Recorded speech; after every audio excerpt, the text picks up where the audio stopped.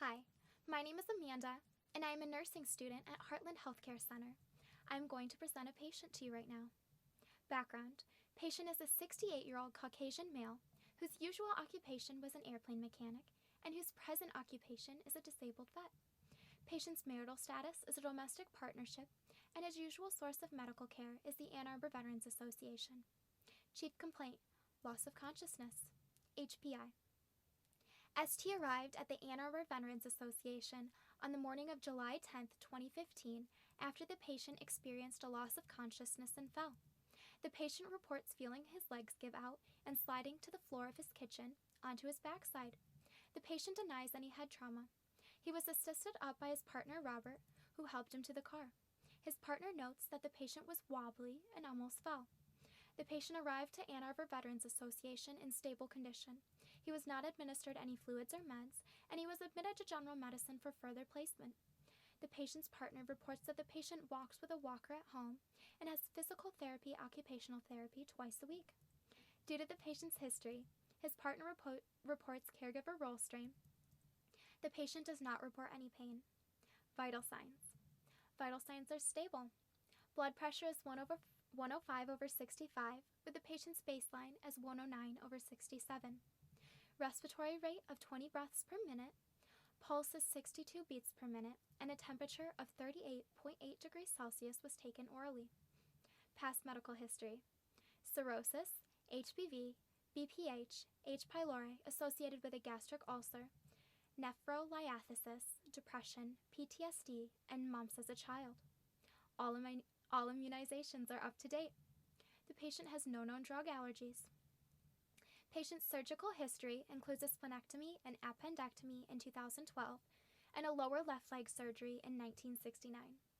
Medications: patient is on numerous medications for hepatitis B, encephalopathy, hypertension, depression, and diuretics. Functional assessment: patient's health habits include no drug or alcohol use. He quit drinking 10 years ago. No caffeine intake. Patient denies any sleeping disorders or difficulty eating. Patient does not report a regular exercise regimen. Psychosocial data: patient lives in home in Dearborn Heights, Michigan, with his partner Robert for the past 10 years. Patient is disabled. Patient goes to the hospital every 6 months for a PCR for HBV. No perceived stressors or environmental hazards at home. Patient has not spoken to 4 siblings in years. Family history: patient's mother died of cancer at age 93 in 2013. Patient's father died at age 96 of age in 2014. Because the patient is not in contact with any of his family members, none of their medical history is known. Review of systems. System number 1, neurological. Patient denies any headaches, head injury. Patient reports dizziness every so often. Patient denies any sensory changes, seizures, or convulsions. Patient reports tremors of the hand. Patient reports weakness and a lack of coordination, stating that he sometimes can't hold a fork.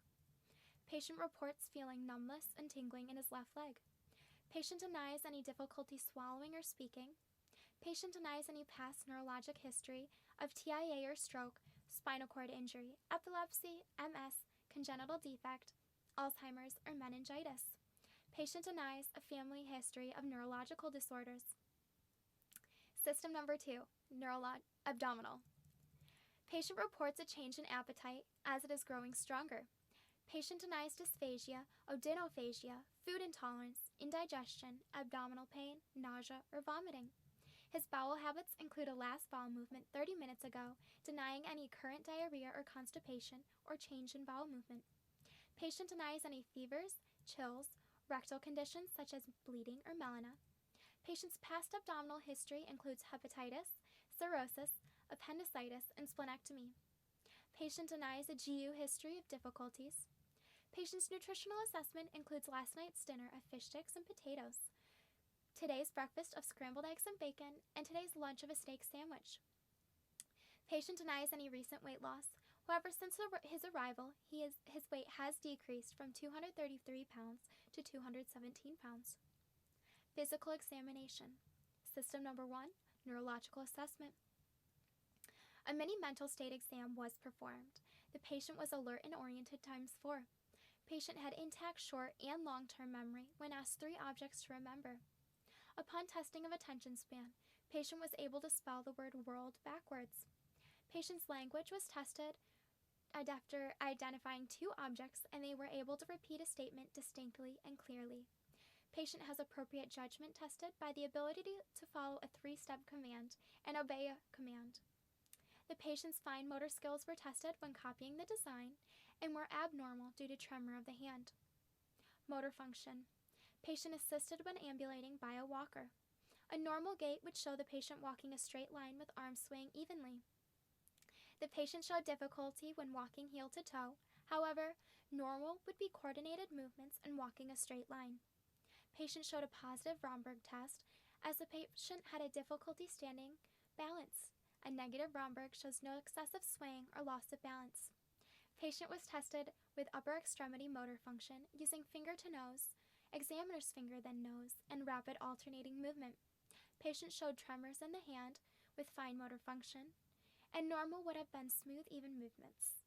Patient showed a lower extremity fine motor function within defined limits when asked to move heel to shin, showing smooth, even movements. Assess sensory function. Patient showed intact light touch and painful touch sensation.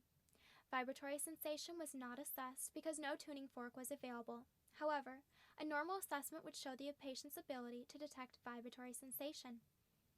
Patient was able to evaluate cortical and discriminatory sensation via graphesthesia, stereognosis, and proprioception. Patient was tested for pathological reflexes. Patient was negative for the Babinski reflex, with no flaring of the toes. Patient was negative for ankle clonus, with no tremor. System number 2, abdominal. Patient's abdomen was inspected for a consistent color with body, a smooth contour, and the umbilicus for hernia. Patient's abdomen was inspected for symmetry, bulging or masses, for movement or surface motion, such as pulsations, and for any lesions and scars. All were within defined limits, with a scar across his upper right and left quadrants from previous surgeries. Patient's abdomen was auscultated, listening to all 4 quadrants in the order of right lower, upper, left lower quadrants. Listened to bowel sounds, which were heard every 8 seconds. Listened for vascular sounds, no bruit. All sounds were within defined limits. Palpated all quadrants. No pain with light or deep palpation. No abnormal masses or organ enlargement. No pulsations felt on the aorta. Tested for peritoneal irritation. Patient had a negative iliopsoas test where the pain was not reproduced. Patient had a negative obturator test with the pain not being reproduced. Patient had a negative Bloomberg sign showing no rebound tenderness. Pertinent system number 1, integumentary. According to Dr. Mary Wilson, a nurse specialist in bladder and bowel health, in the Nursing Times Journal article, Diarrhea and its Possible Impact on Skin Health, it is important to assess the skin because loose stools overhydrate the skin, making it more at risk from friction and more permeable to chemicals and pathogens that may colonize on the skin, which can ultimately lead to the breakdown of skin. Given the patient's history of diarrhea, it would be important to inspect for skin breakdown. Pertinent system number 2, musculoskeletal. Because the patient ambulates with a walker and because the patient is at risk for falls, it is important to do a musculoskeletal assessment. According to Yamada and Thomas, because the patient is older, is it important to do a musculoskeletal assessment because the most common mechanism for musculoskeletal pain in the older patient is degenerative in nature. Accurately identifying and treating musculoskeletal pain in older adults may help prevent the onset of further physical disabilities.